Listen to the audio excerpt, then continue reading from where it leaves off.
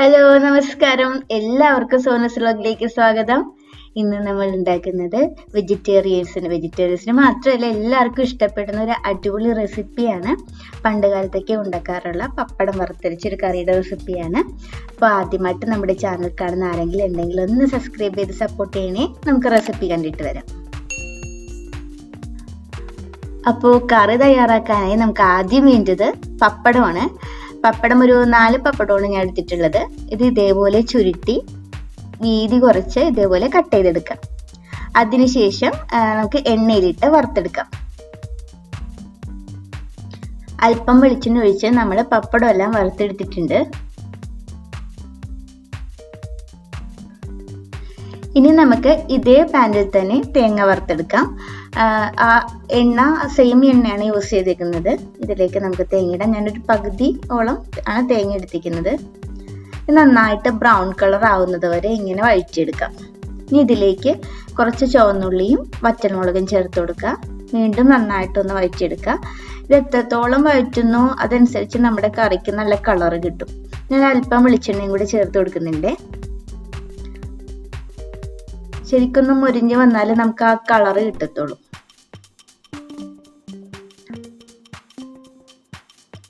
ഇനി ഇതിലേക്ക് ഒരു 1/2 ടേബിൾ സ്പൂൺ ജീരകം കൂടെ ചേർത്ത് കൊടുക്കാം.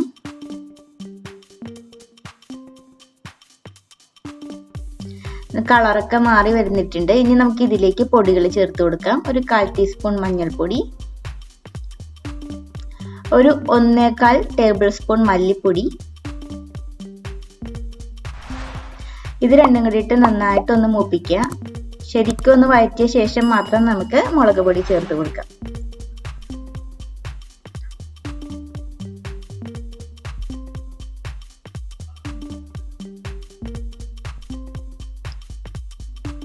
വഴന്നു വന്നിട്ടുണ്ട്. ഇനി നമുക്ക് മുളക് പൊടി ചേർത്ത് കൊടുക്കാം. ഒരു 1/2 ടേബിൾ സ്പൂൺ മുളക് പൊടിയാണ് ചേർക്കുന്നത്. നമ്മുടെ തേങ്ങ നന്നായിട്ട് വറുത്ത് വന്നിട്ടുണ്ട്. ഇതേ കളറാകുമ്പോൾ നമുക്ക് ഫ്ലെയിം ഓഫ് ചെയ്യാം. ഇനി നമുക്ക് മിക്സിയുടെ ജാറിൽ തണുത്ത ശേഷം ജാറിലിട്ട് അരച്ചെടുക്കാം. ആദ്യം വെള്ളമൊന്നും ചേർക്കാതെ ഒന്ന് അരച്ചെടുക്കുക. അതിനുശേഷം അല്പം വെള്ളം ചേർത്തിട്ട് അരച്ചെടുക്കുക. ഇതിൽ അരപ്പ് അല്പം ലൂസായി പോയാലും സാരമില്ല. ഇനി നമുക്ക് കുക്ക് ചെയ്യാം. വളരെ എളുപ്പത്തിൽ ഇത് തയ്യാർ ചെയ്യാൻ പറ്റും. ഇതിലൊക്കെ ആവശ്യമായിട്ട് എടുത്തിരിക്കുന്നത് സവാളയാണ്, കൊത്തിയരിഞ്ഞ സവാള, പിന്നെ ഒരു 2 ചെറിയ ഉരുളക്കിഴങ്ങ്, പച്ചമുളക്, ഇഞ്ചി വെളുത്തുള്ളി ചെറുതായിട്ട് അരിഞ്ഞത്, വേപ്പില. ഇതെല്ലാം കൂടെ ഒരുമിച്ച് തന്നെ നമുക്ക് പാനിലേക്ക് ഇടാം. ഇനി നമ്മൾ തേങ്ങ വറുത്തരച്ച അരപ്പ് കൂടെ ഇതിൻ്റെ ഒപ്പം ചേർത്ത് കൊടുക്കാം. എന്നിട്ട് നല്ലപോലെ ഒന്ന് മിക്സ് ചെയ്തെടുക്കാം. ഞാൻ അരപ്പ് മുഴുവനുമായി ചേർക്കുന്നില്ല, ഒരു 3/4 ഭാഗത്തോളം ഒക്കെ ചേർത്ത് കൊടുക്കുന്നുണ്ട്.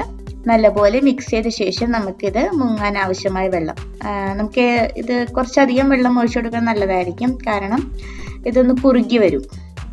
പപ്പടം വെള്ളം കുറച്ചധികം വലിച്ചെടുക്കും. അപ്പോൾ നമ്മൾ അതനുസരിച്ചിട്ട് വെള്ളം ഒഴിച്ചു കൊടുക്കാം. നമുക്ക് ഉപ്പ് ചേർത്ത് കൊടുക്കാം.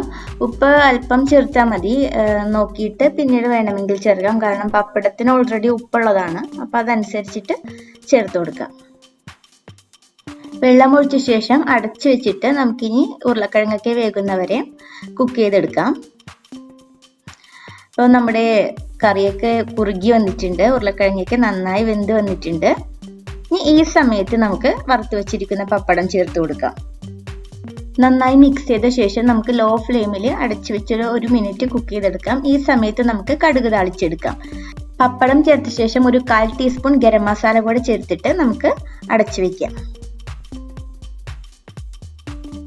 1.5 ടേബിൾ സ്പൂൺ ചൂടായ വെളിച്ചെണ്ണയിലേക്ക് 1 ടേബിൾ സ്പൂൺ കടുക് ഇട്ട് കൊടുക്കുക. കടുക് നന്നായിട്ട് പൊട്ടി വരുമ്പോഴേക്കും ചുവന്നുള്ളി ചേർത്ത് കൊടുക്കാം. ചുവന്നുള്ളി ഞാനൊരു 10 എണ്ണം എടുത്തിട്ടുണ്ട്. നന്നായിട്ട് വഴന്നു വരുമ്പോഴേക്കും നമുക്കിതിലേക്ക് കറിവേപ്പിലയും വറ്റൽമുളകും ചേർത്ത് കൊടുക്കാം. നമ്മൾ വറ്റൽമുളകും കറിവേപ്പിലയും ആദ്യം തന്നെ ചേർത്ത് കൊടുക്കുമ്പം എണ്ണയിൽ കിടന്നത് നന്നായിട്ടൊന്ന് മുരിയും. അങ്ങനെ മുരിയാതിരിക്കാൻ വേണ്ടിയിട്ടാണ് ഞാൻ ഉള്ളി ഇട്ട ശേഷം ഇട്ട് കൊടുത്തത്. ഇനി ഇതിലേക്ക് ഒരു 1/4 ടേബിൾ സ്പൂൺ മുളക് പൊടി കൂടെ ചേർത്ത് കൊടുക്കാം. അത് ഉള്ളിക്ക് കുറച്ച് കളർ കിട്ടാൻ വേണ്ടിയിട്ടാണ്, ഓപ്ഷണലാണ്, ഇടണമെന്ന് നിർബന്ധമില്ല. റെഡി ആയിട്ടുണ്ട്. നന്നായിട്ട് മിക്സ് ചെയ്ത ശേഷം നമുക്കിനി ഇത് നമ്മുടെ കറിയിലേക്ക് ചേർത്ത് കൊടുക്കാം.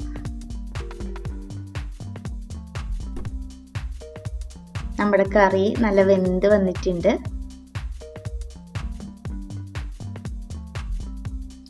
അങ്ങനെ നമ്മുടെ വറുത്തരച്ച പപ്പടം കറി റെഡി ആയിട്ടുണ്ട്. എല്ലാവർക്കും ഇത് ഇഷ്ടപ്പെടും. തീർച്ചയായിട്ടും ട്രൈ ചെയ്ത് നോക്കണം. പപ്പടം വറുത്തിട്ടും വറുക്കാതെയും ചേർക്കാറുണ്ട്. വറുത്തിട്ട് ചേർക്കുന്നതാണ് കൂടുതൽ നല്ലത്. വറുക്കാതെ ചേർക്കുമ്പം ഒരു ഒട്ടല് പോലെ ഉണ്ടാവും വെന്ത് വരുമ്പോഴേ.